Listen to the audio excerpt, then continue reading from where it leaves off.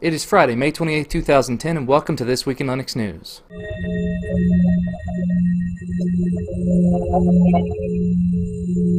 Alright, lots of stuff to cover today. Let's go ahead and jump right in. A bunch of distributions released new versions this week. Let's go ahead and just go over them very quickly. Fedora finally had their big release of Fedora 13 on the 25th. Slackware also released version 13.1 that day. I'm looking forward to looking at that. It also appears that MeeGo released their version 1.0 on the 25th. That's the combination of Memo Linux from Nokia and Moblin from Intel. On the 24th, Puppy Linux released their 5.0 version, which has moved its base to Ubuntu. On the 26th, Novell released Milestone 7 of OpenSUSE 11.3. Their final release of 11.3 is expected out in July. While I'm talking about OpenSUSE, the version that I'm going to be reviewing next week is actually OpenSUSE 11.3 Milestone 7. If anything does go wrong with it, I'll fall back to 11.2, but I'm going to go ahead and try to do 11.3. And finally, back on the 22nd, Chakra GNU Linux released their initial version called Foy?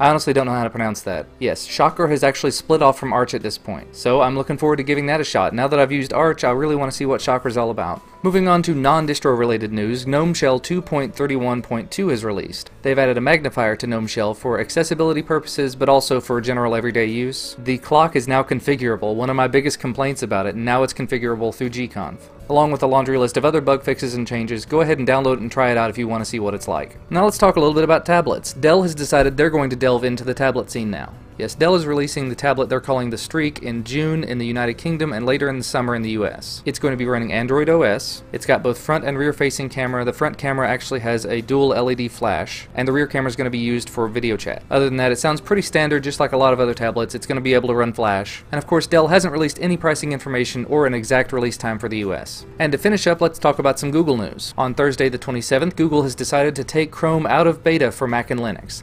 They released version 5.0, said there were significant speed improvements, and now they're ready to remove that beta tag. The new release allows you to synchronize bookmarks across multiple platforms, multiple systems, and everything.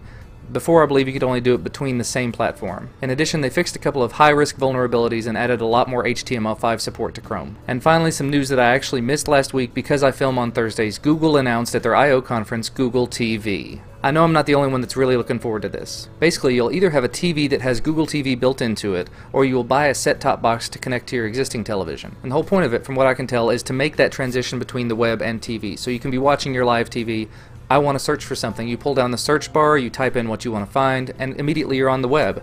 You go to Hulu, you can view Flash content, you can go to YouTube and watch YouTube videos. It looks like a really interesting concept, and I really look forward to seeing where it goes from here.